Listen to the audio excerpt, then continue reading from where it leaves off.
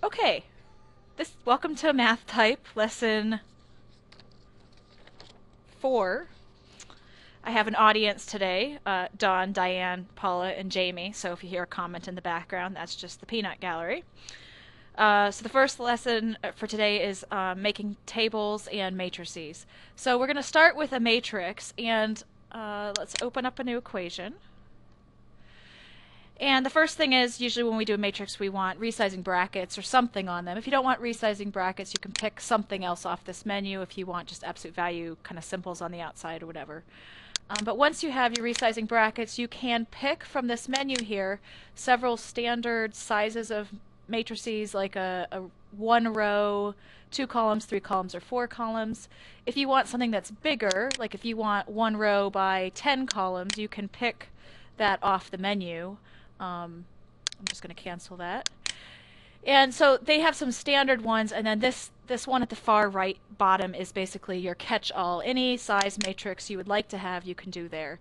And so you can do any number of rows, any number of columns. Let's just do 2 rows and 3 columns. Now you also notice it's got some funny lines over here, and that's just from the last time I made a matrix. You can just clear all those lines, and we'll just get out for now. And then if I want to put my information in here, I can tab to get to the next box. And then what I want to show you is that you don't have to take the default setting here. You can, for example, right now it's centering every column. This 3 and -44 are centered. This -2 and 2 are centered, but that doesn't really look nice all the time. Sometimes you like it right centered instead. So as long as you are inside this matrix, if you do it out here, it won't work. So as long as you're inside the matrix, you can go up to Format, Matrix, and say you want to change that matrix. And within that matrix window, you could have done this originally if you'd thought of it, but you can change the column alignment in here. So if I want to align on the right, I can do that and then hit OK. And you'll see now that like the 3 and the 44 line up on the right now, and the 2 and the -2 line up on the right, so that the negative signs aren't kind of strangely spaced. So that's an example of making a matrix. You can also add for kind of linear algebra applications. If you're making a matrix and you want to use like an actual dot dot dot to show that something is continuing, there are dot dot dots up on this menu. So you can do like a vertical dot dot dot or a diagonal dot dot dot, or you know, a horizontal one, or whatever you need. So you can put those in the matrix windows as well. There are nice tabs in MathType for some of these things. Like you'll see a matrices tab right here where there are some standard kinds of formatting.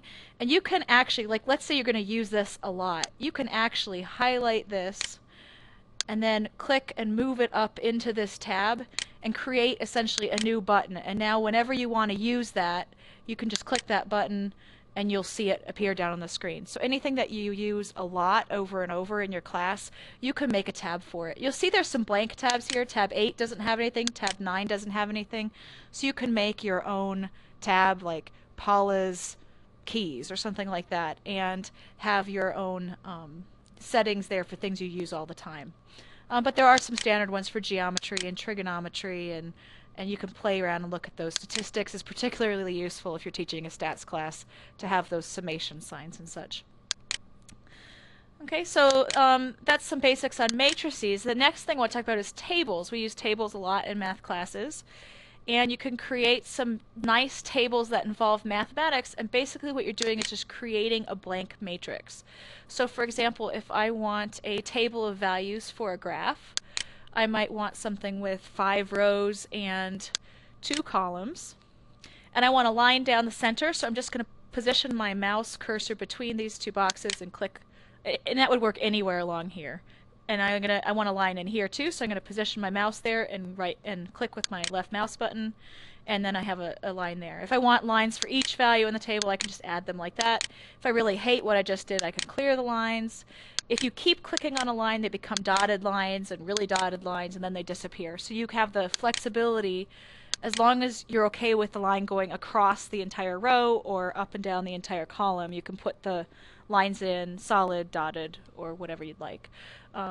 So I can just hit OK now, and now I can create a table of values for X and Y and just go fill them in however I want. I'm using the tab keys to quickly get from one place to another here. But if I close this window now, I can see I've got a nice table of values for that.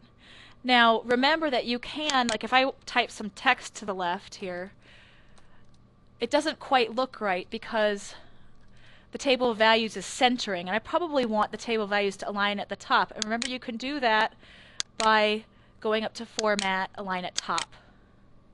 And when you go out of that, then you'll have it nicely aligned in the text just the way you want it. So you can do a horizontal table of values or a vertical table of values. Just remember that that's just the matrix that it's a blank matrix, a matrix without any brackets on it or anything like that. So if you know you have to create a table with a lot of mathematical equations in it, then that's the way you would do it. Okay? And that is the end of lesson 4.